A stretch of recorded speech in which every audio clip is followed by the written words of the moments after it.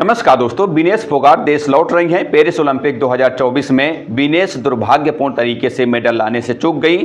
घर आने से पहले विनेश ने 3 पेज लंबी एक चिट्ठी लिखी। इस चिट्ठी में उन्होंने अपने माता पिता, पति, डॉक्टर्स, फिजियो, ओजीक्यू और पेरिस में भारतीय दल के मुखिया रहे गगन नागर को शुक्रिया कहा है। साथ ही उन्होंने इस बात के संकेत भी दिए कि वह आगे भी रेसलिंग जारी रख सकती हैं। अपने बचपन का जिक्र करते हुए विनेश लिखती हैं कि एक छोटे गाँव की छोटी लड़की के रूप में मुझे नहीं पता था कि ओलंपिक्स क्या है और इन 5 छल्लों का क्या मतलब है। एक छोटी लड़की के रूप में मैं लंबे बालों, हाथ में मोबाइल फोन और बाकी जो भी काम युवा लड़कियां करती हैं वो करने के सपने देखती थी। मेरे पिता जो एक आम बस ड्राइवर थे, वो मुझसे कहते थे कि एक दिन वह सड़क पर बस चलाते हुए अपनी बेटी को ऊपर जहाज में उड़ते देखेंगे।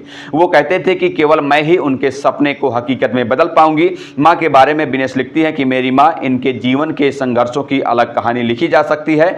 उनका बस एक ही सपना था कि उनके बच्चों का जीवन उनसे बेहतर हो। स्वतंत्र होना और अपने बच्चों को उनके पैरों पर देखना ही उनका सपना था। उनके सपने मेरे पिता की तुलना में बहुत साधारण थे। पिता के जाने के कुछ ही महीनों बाद मेरी मां को स्टेज 3 कैंसर हो गया था। यहां से 3 बच्चों की यात्रा शुरू हुई, जिनका बचपन अपनी मां को सपोर्ट करने में चला गया। जल्दी ही मेरे लंबे बालों और मोबाइल के सपने दूर हो गए, क्योंकि अब जीवन का सच मेरे सामने था और मैं सर्वाइवल की रेस में उतर चुकी थी। तमाम बातों के बीच अपने पति सोमवीर राठी का जिक्र करते हुए विनेश लिखती हैं कि मां हमेशा कहती थी कि भगवान कभी भी अच्छे लोगों के साथ बुरा नहीं होने देता। अपने पति, जीवन साथी, संगी और जीवन भर के परम मित्र सोमवीर से मिलने के बाद इस बात पर मेरा यकीन और बढ़ गया। सोमवीर ने अपनी सहचरता और समर्थन के साथ मेरे जीवन में अपनी जगह बनाई। चैलेंज के वक्त हम बराबर के साथी होंगे, ये कहना बिल्कुल गलत होगा। मेरे लिए उन्होंने हर कदम पर कुर्बानियां दी और मेरी कठिनाइयों को अपना बनाया।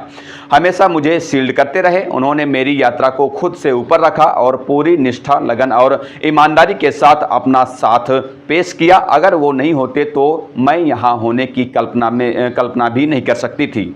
यह सिर्फ इसलिए संभव हो पाया क्योंकि मुझे पता था कि वह मेरे साथ है और मेरे पीछे और ज़रूरत पड़ने पर आगे रहते हुए हमेशा मुझे प्रोटेक्ट करते रहेंगे।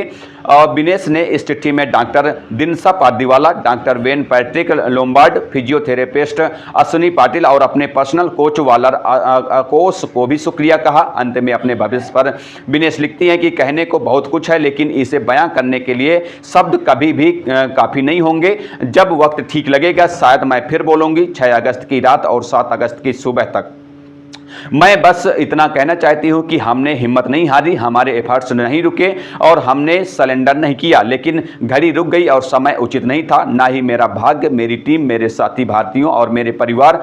ऐसा लग रहा है कि हम जिस लक्ष्य की ओर मिलकर काम कर रहे थे और जो हासिल करने का हमने प्लान किया था वो अधूरा रह गया। कुछ हमेशा मिसिंग रहेगा और शायद चीज़ें कभी भी सेम नहीं हो पाएंगी। शायद अलग परिस्थितियों में मैं खुद को 2032 तक खेलते हुए देख पाऊंगी, क्योंकि मेरे अंदर लड़ाई और कुश्ती हमेशा रहेगी। मैं इस बात की भविष्यवाणी नहीं कर सकती कि भविष्य में मेरे लिए क्या है और इस यात्रा में अगला पड़ाव क्या होगा, लेकिन मुझे यकीन है कि मैं हमेशा ही अपने यकीन और सही चीज की लड़ाई लड़ती रहूंगी। आपको बता दें कि विनेश फोगाट ने पेरिस में अपना सफर खत्म होने के बाद कुश्ती से संन्यास लेने की घोषणा कर दी थी, लेकिन अब ऐसा लग रहा है कि वह आगे भी खेल जारी रख सकती हैं। बहरहाल इस खबर पर इतना ही। आगे की जो भी अपडेट होंगी हम आप तक पहुंचाते रहेंगे। मिलते हैं किसी नई खबर के साथ, तब तक के लिए बहुत बहुत धन्यवाद, शुक्रिया।